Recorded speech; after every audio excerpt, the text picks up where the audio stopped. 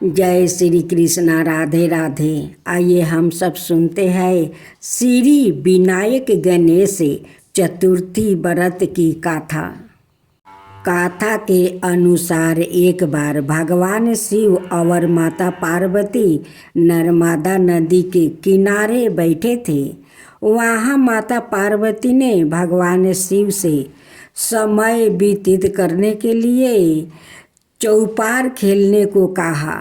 शिव चौपार खेलने के लिए तैयार हो गए, परंतु इस खेल में हार जीत का फैसला कौन करेगा, यह प्रश्न उनके समक्ष उठा। तो भगवान शिव ने कुछ तिनके एकत्रित कर उसका एक पुतला बनाकर उसकी प्राण प्रतिष्ठा कर दिया और पुतले से कहा, बेटा, हम चौपार खेलना चाहते हैं, परंतु हमारी हार जीत का फैसला करने वाला कोई नहीं है, इसलिए तुम बताना कि हम दोनों में से कौन हारा और कौन जीता। उसके बाद भगवान शिव और माता पार्वती का चौपार खेल शुरू हो गया। यह खेल 3 बार खेला गया और संयोग से तीनों बार माता पार्वती ही जीत गई। खेल समाप्त होने के बाद बालक से हार जीत का फैसला करने के लिए कहा गया, तो उस बालक ने महादेव को विजय बताया। यह सुनकर माता पार्वती क्रोधित हो गई और क्रोध में उन्होंने बालक को लंगड़ा होने की कीचड़ में पड़े रहने का श्राप दे दिया।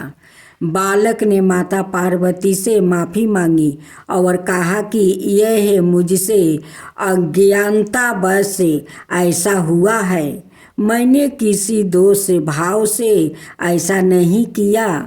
बालक द्वारा क्षमा मांगने पर माता ने कहा, यह गणेश पूजन के लिए नाग कन्या आएगी, उनके कहे अनुसार तुम गणेश व्रत करो, ऐसा करने से तुम मुझे प्राप्ति करोगे। यह कहकर माता पार्वती शिव के साथ कैलाश पर्वत पर चली गई। 1 बरस के बाद उस स्थान पर नाग कन्या आई।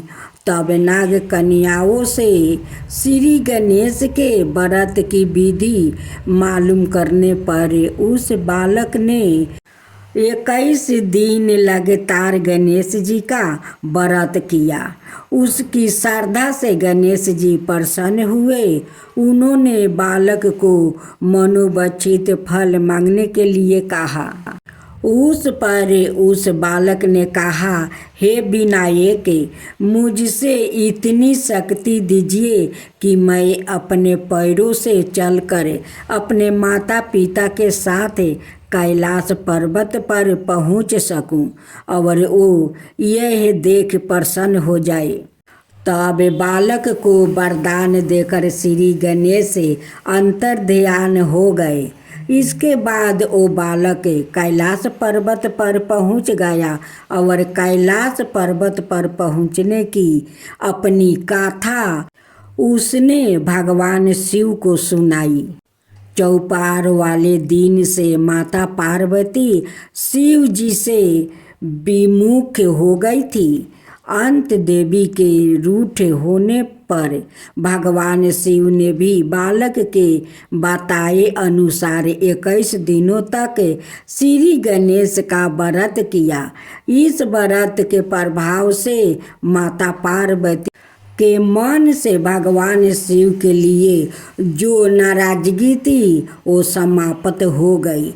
तब यह व्रत विधि भगवान शंकर ने बताया, पार्वती को बताया। यह सुनकर माता पार्वती के मन में भी अपने पुत्र कार्तिकेय से मिलने की इच्छा जागृत हुई।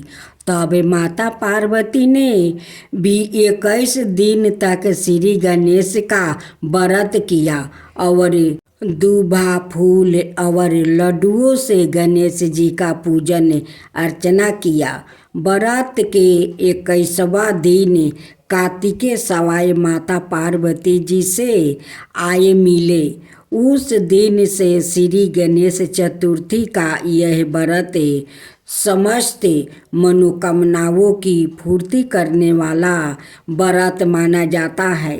इस व्रत को करने से मनुष्य के सारे कष्ट दूर होकर मनुष्यों को समस्त सुख सुविधाएं प्राप्ति होती है। भोलेनाथ की जय हो, भोलेनाथ की जय हो, माता पार्वती की जय हो, माता पार्वती की जय हो। एक साहूकार था जो भगवान शिव का अनाय भक्त था। उसके पास धन आए किसी भी चीज की कमी नहीं थी, लेकिन उसकी कोई संतान नहीं थी और वो इसी कामना को लेकर रोज शिव जी के मंदिर जाकर दीपक जलाता था। उसके इस भक्ति भाव को देखकर एक दिन माता पार्वती ने शिव जी से कहा कि प्रभु, यह साहूकार आपका अनय भक्त है, इसको किसी बात का कष्ट है तो आपको उसे अवश्य दूर करना चाहिए। शिव जी बोले कि हे पार्वती, इस साहूकार के पास पुत्र नहीं है, यह इसी से दुखी रहता है। माता पार्वती कहती है कि हे ईश्वर, कृपा करके इसे पुत्र का वरदान दे दीजिए। तब भोलेनाथ ने कहा कि हे पार्वती, साहूकार के भाग्य में पुत्र का योग नहीं है। ऐसे में अगर इसे पुत्र प्राप्ति का वरदान मिल भी गया तो वो केवल 12 बरस की आयु तक ही जीवित रहेगा। यह सुनने के बाद भी माता पार्वती ने कहा कि हे प्रभु, आपको इस साहूकार को पुत्र का वरदान देना ही होगा। अनाथ भक्त क्यों आपकी सेवा पूजा करेंगे। माता के बार बार कहने से भोलेनाथ ने साहूकार को पुत्र का वरदान दे दिया, लेकिन यह भी कहा कि वो केवल 12 बरस तक ही जीवित रहेगा। साहूकार यह सारी बातें सुन रहा था, इसलिए उसे ना तो खुशी हुई और ना ही दुख।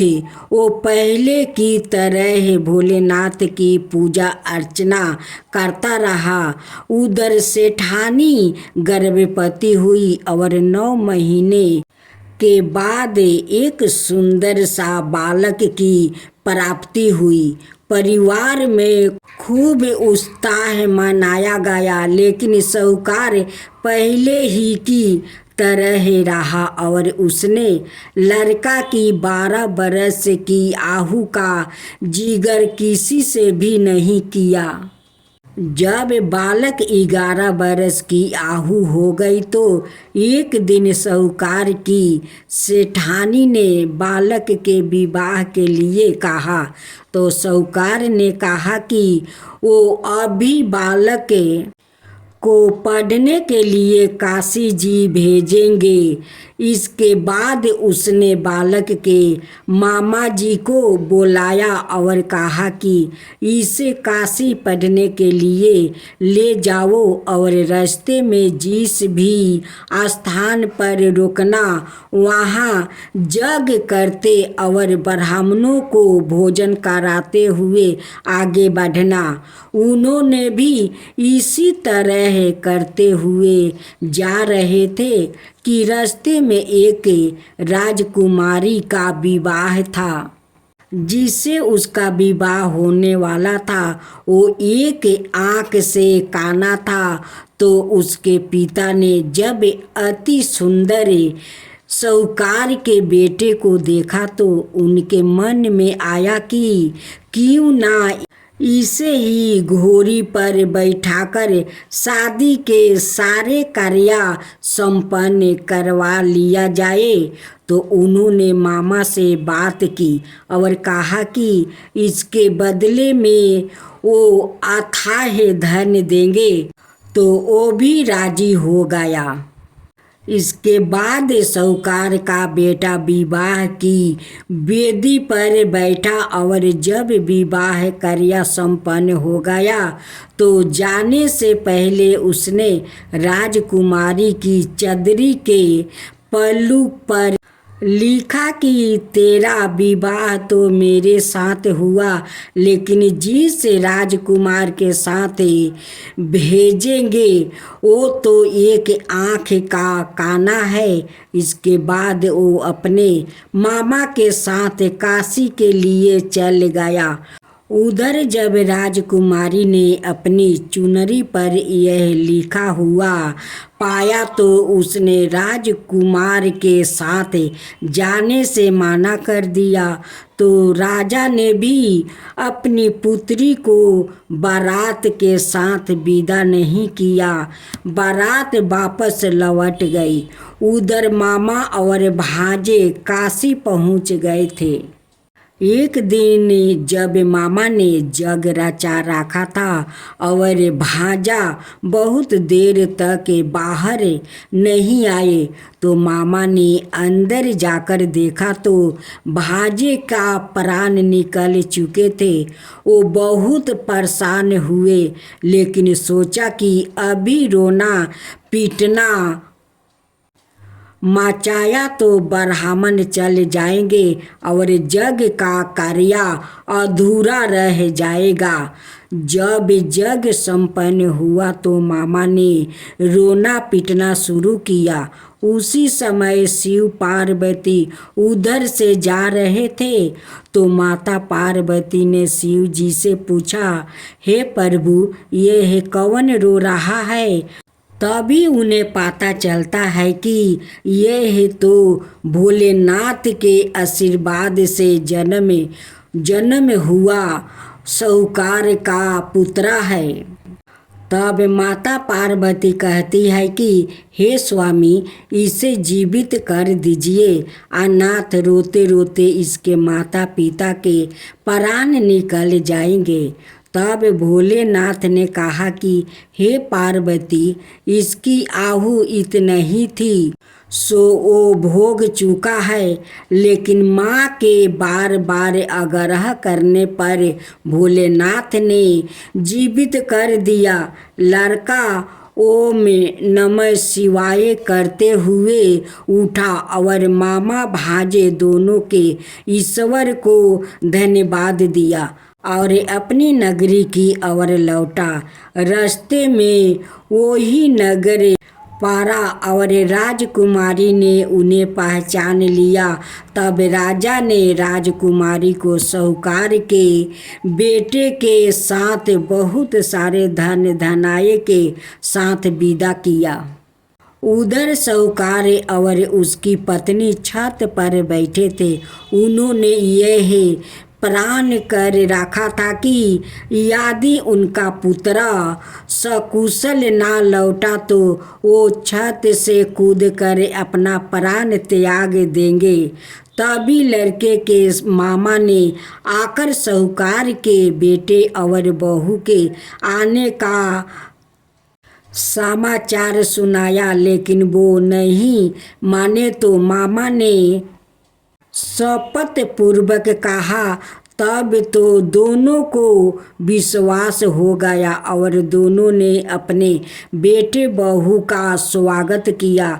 उसी रात साहूकार को सपने में शिव जी ने दर्शन दिया और कहा कि तुम्हारे पूजन से मैं प्रसन्न हुआ। इसी प्रकार जो भी व्याकृत इस कथा को पढ़ेगा या सुनेगा उसके समस्त दुखों दूर हो जाएगा और मन बचित सभी कामनाओं की पूर्ति होगी। जय शिवा ओमकारा, प्रभु हरे शिवा ओमकारा। ब्रह्मा विष्णु सदा शिव अर्धंगिनी धारा। ओम जय शिव ओमकारा। एकानन चतुरानन पंचानन राजे। शिव पंचानन राजे। हंसासन गरुड़ासन विषवाहन साजे। ओम जय शिव ओमकारा। दो भुज चार चतुर भुज दस भुज अति सोहे। तीनों रूप निरखता त्रिभुवन जनि मोहे। ओम जय शिव ओमकारा। अक्षर माला बने माला मंगी माला तारी। चंदन मृग मद सोहे बोले सुभिकारी। ओम जय शिव ओमकारा। श्वेतांबर पीतांबर गंबर अंगे। सनकादिके बरे मादिकी भूतादिकी संगे। ओम जय शिव ओमकारा। करिके मध्यम कमंडल चक्र त्रिशूल धरता। जग करता जग भरता जग पालन करता। ओम जय शिव ओमकारा। ब्रह्मा विष्णु सदा शिव जानते अविवेका। प्राण बचर के मध्यम यहे तीनों एका। ओम जय शिव ओमकारा। तिरगुण शिव जी के आरती जो कोई नर गावे। शिवा जो कोई नर गावे। कहत शिवानंद स्वामी मन भजत शिवानंद स्वामी। मन बाचित फल पावे। ओम जय शिव ओमकारा। जय शिव ओमकारा।